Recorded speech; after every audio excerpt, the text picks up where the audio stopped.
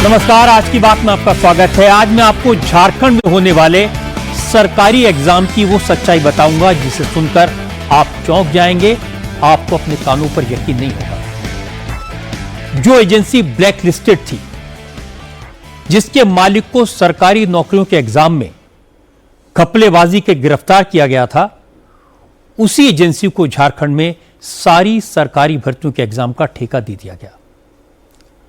आपको जानकर आश्चर्य होगा कि 2014 के बाद जितने भी एग्जाम हुए उन सब में गड़बड़ी के आरोप लगे, लेकिन कंपनी का ठेका रद्द नहीं किया गया। हैरानी की बात तो यह भी है कि कंपनी के मार्केटिंग मैनेजर ने 13 साल में 12 सरकारी नौकरियों के फॉर्म भरे, सारे एग्जाम्स में टॉपर की लिस्ट में रहा। वो नेवी ऑफिसर, दरोगा, कांस्टेबल और टीचर से लेकर भाभा एटॉमिक इंस्टीट्यूट का क्लर्क तक सब कुछ बन गया। अब इतना होनहार शख्स कौन है? इसने कैसे झारखंड के पूरे भर्ती के प्रोसेस को अपने कब्जे में ले लिया? इसके रैकेट में और कौन कौन लोग शामिल हैं? सीआईडी को जांच में क्या क्या बातें पता लगी? रांची का जयपाल सिंह मुंडा स्टेडियम अब नया जंतर मंतर क्यों बन गया है? 11 दिन से धरने पर बैठे स्टूडेंट की मांगे क्या हैं? हेमंत सोरेन इस मामले की जांच सीबीआई को सौंपने से क्यों डरते हैं? धरने पर बैठे छात्रों की राहुल गांधी, ममता बनर्जी, अखिलेश यादव और केजरीवाल जैसे नेताओं से क्या शिकायत है? ये सब मैं आपको बताऊंगा आज की बात में, लेकिन सबसे पहले आपको यह बता दूं कि यह पूरा मामला है क्या। झारखंड में जेपीएससी, एसएससी, सीजीएल के एग्जाम में गड़बड़ी के खिलाफ 11 दिन से छात्र धरने पर बैठे हैं। छात्र नेता देवेंद्रनाथ महतो 3 दिन से अनशन पर हैं। स्टूडेंट्स का आरोप है कि पिछले 12 साल में झारखंड में सरकारी नौकरियों के जितने भी इम्तिहान हुए, सब में धांधली हुई। धरने पर बैठे ज्यादातर छात्रों के हाथ में एक पोस्टर है। इस पोस्टर में अभय तिवारी की फोटो लगी है। इन पोस्टर्स में अभय तिवारी को एग्जाम में धांधली का मास्टरमाइंड बताया गया है। इस अभय तिवारी के बारे में जो जानकारी मिली वो वाकई में चौंकाने वाली है। पहला खुलासा यह हुआ कि अभय तिवारी अलग अलग नाम से एक ही वक्त में 2 जगह नौकरी कर रहा था। वो गोड्डा में ब्लॉक सप्लाई ऑफिसर था, यहां वो अभय तिवारी के नाम से काम कर रहा था। उसकी दूसरी नौकरी टीडीपीएल कंपनी में थी। टीडीपीएल में वो मनोज तिवारी के नाम से काम कर रहा था।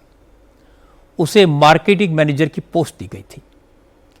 टीडीपीएल में नौकरी के दौरान अभय तिवारी ने जो कारनामे किए, उन्हें सुनकर तो आप परेशान हो जाएंगे। 2013 के बाद 13 साल में झारखंड में सरकारी नौकरी के लिए जितने एग्जाम हुए, सभी एग्जाम्स में अभय तिवारी पास हो गया।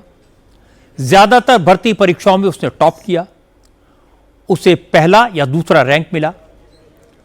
अभय तिवारी ने ऐसा फॉर्मूला सेट किया कि उसके भाई और भाभी को भी सरकारी नौकरी मिल गई। उसने अपनी साली यानी सिस्टर इन लॉ को भी गवर्नमेंट जॉब दिलवा दी। और कोई बैकडोर से नहीं आया, सबने इम्तिहान दिए, एग्जाम में पास हुए और अपॉइंटमेंट का प्रमाण पत्र हासिल किया। अब धरने पर बैठे छात्र पूछ रहे हैं कि सरकार जांच करा ले, अभय तिवारी वाला फॉर्मूला पता लगा ले और वो फॉर्मूला झारखंड के सभी नौजवानों को बता दे, सबका कल्याण हो जाएगा। अभय तिवारी नौकरी बेचने का उद्योग चलाता है झारखंड में, और सरकार का हितैषी, सरकार का दुलरुआ है। वो सरकार उसको पाल के रखा है, तुम उद्योग चलाओ।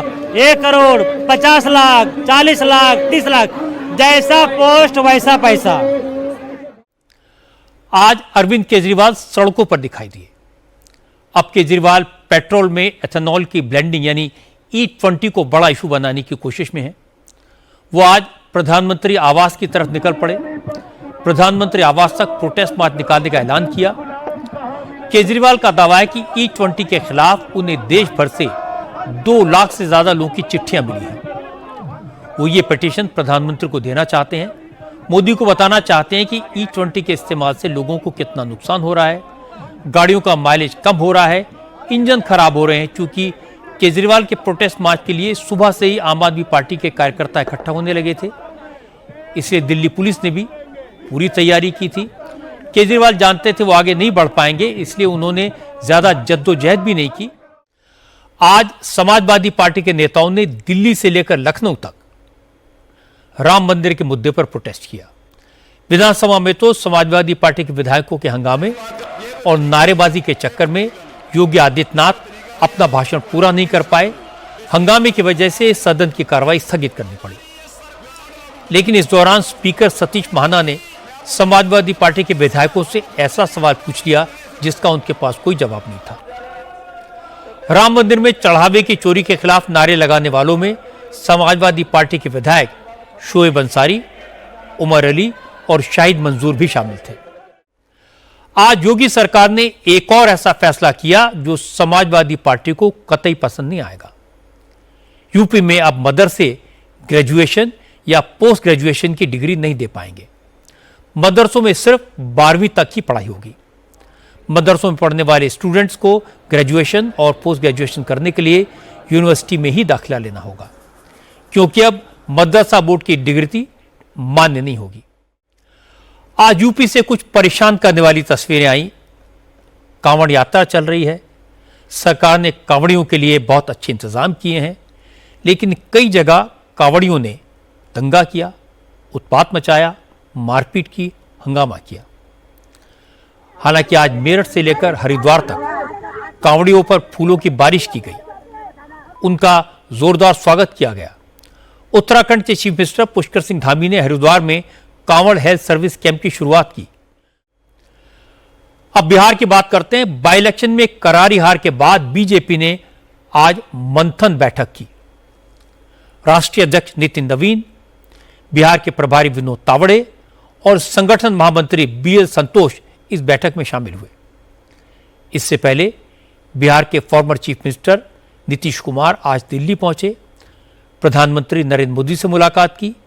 उनके साथ जेडीयू के कार्यकारी अध्यक्ष संजय झा और सांसद ललन सिंह भी थे। यह मुलाकात बांकीपुर बाई इलेक्शन में मिली हार के बाद हुई, इसलिए पटना से लेकर दिल्ली तक इसकी चर्चा रही। अब बात तमिलनाडु की राजनीति की। तमिलनाडु में आज leader of opposition Udhayanidhi Stalin के बयान को लेकर दिन भर हंगामा हुआ। पुलिस उदयनिधि को घर से पकड़कर ले गई, चेन्नई से तंजावुर ले गई। डीएमके के हजारों कार्यकर्ता सड़कों पर आ गए। पुलिस के साथ जगह जगह झड़प हुई। मामला हाईकोर्ट तक पहुंच गया। 4 घंटे के बाद पुलिस ने अदालत में कह दिया कि उदयनिधि को जांच के लिए हिरासत में लिया गया है। उनके बयान दर्ज करने के बाद उन्हें छोड़ दिया जाएगा। आज फिल्म स्टार कंगना रनौत का एक नया वीडियो सामने आया, जिसकी काफी चर्चा है। पार्लियामेंट की मेंबर कंगना इसमें कह रही हैं कि अब वो कन्वर्ट हो गई हैं, अब वो संघी बन गई हैं, कट्टर हिंदू बन गई हैं। एक हमारी फिल्म इंडस्ट्री की बहन है। बहुत ऐसी हमने फिल्म इंडस्ट्री में हिंदू बेटियां, बहनें जिनके संपर्क में हम रहे हैं, उनको बहुत क्लोजली देखा भी है, जाना भी है। और हम देखते हैं कि है वो हिंदू, लेकिन चाहे पॉलिटिक्स हो, चाहे रिलीजन हो, उसको लेकर उनकी कोई विचारधारा नहीं है।